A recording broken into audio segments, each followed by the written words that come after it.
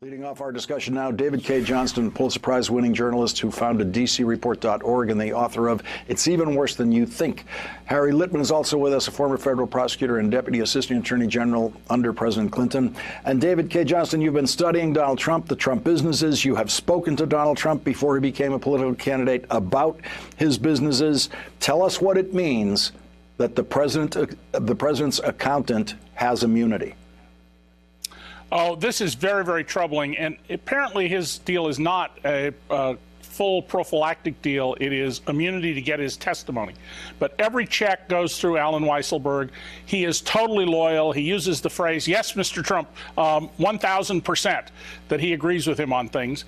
And now that he is forced to testify, he will be able to tell about the many, many crimes I'm absolutely certain Donald has committed, and his immunity is only federal. That means that if Cy Vance, the Manhattan District Attorney, and Barbara Underwood, the New York Attorney General, pursue criminal cases against the Trump organization and the Trump children, as I think they should, his testimony can be used against him as well. And Harry Litman, if you've been in these situations where you're working on a prosecution and an investigation, and at some point you get the accountant on your side, what does that open up?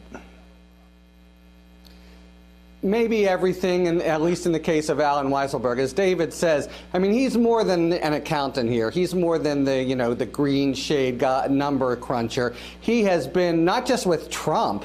I mean, he's been with his father. He's sort of, Robert Duvall to Al Pacino here. He was with the old man in the 80s. He was with Trump in the 90s when he almost went bankrupt. He knows how things are done. And he knows, all kinds of sketchy details. So this is huge, I would say. And the immunity, I mean, they would not be providing him immunity, given his prominence and the possibility that he would have criminal exposure, unless it were really important for the overall investigation and for bigger fish. And you can imagine who those bigger fish might be. Let's listen to what one Trump campaigner said during the presidential campaign about what it means if you are given immunity. When you are given immunity, that means that you've probably committed a crime. Harry Litman, did Michael Flynn have that reasonably correct?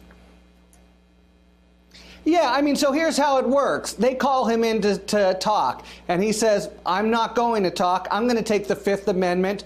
Go ahead and prosecute me. And they could either prosecute him, as they would have. And by the way, you can be sure there's a whole kind of case file in a safe somewhere that they can still use against him if it happens, if they need it. Or they can give him immunity. And what that means is they can say to him, you talk to us. We will not prosecute you for anything having to do with the evidence you provide or any derived evidence from it. But now you have no more Fifth Amendment right because you're not going to incriminate yourself. We've promised you that you won't. Now you have to be an open book. And yes, he would be asking for it because he fears criminal liability, and they, in this case, would have been giving it to him, notwithstanding that they probably can make a criminal case against him because of the value he has to other targets. David, in the information that the prosecutors provided on the day Michael Cohen pleaded guilty, which was all the way back to Tuesday of this week. It seems like longer than that. They describe Alan Weisselberg very clearly committing a crime in those documents because he is the one who orders that the money be paid, the reimbursement money be paid to Michael Cohen, the money for Stormy Daniels, the $130,000 that Michael Cohen laid out for Stormy Daniels. Weisselberg orders it paid to Michael Cohen and paid in an amount that Michael Cohen will be restored a full $130,000 after he pays income taxes on the reimbursement money. So that reimbursement money ended up being $420,000 because they threw in a $60,000 bonus. It's all there in the prosecutor's description. And Weisselberg says in the emails that they have, put this down as legal expenses in the bookkeeping, and that means they took it as a tax deduction on federal returns and on state returns, and it wasn't legal expenses. No, and I'm sure that there are many, many examples like that where they have taken personal expenses, inappropriate expenses, and used them on the tax returns. And as a general rule, given the way Donald operates, Weisselberg may do minor things on his own, but anything sensitive like this, he's going to deal directly with either an instruction from Donald or a discussion with Donald, which means that not only do you have a tax crime, many tax crimes, but you're going to have a conspiracy between the two of them. And of course, we have very tough conspiracy laws, and potentially Article 460 of the New York Penal Code, which is racketeering, could even apply, because the law, although intended originally for mafia families, read literally can apply to any organization like the Trump Organization whose purpose is criminal activity. And Harry, I'm sure you knew the day we heard... And a quick point, Lawrence, if I could, is just that there's a general, you may have heard, a general difficulty under New York law. They're trying to change it with double jeopardy. It specifically does not apply to tax violations.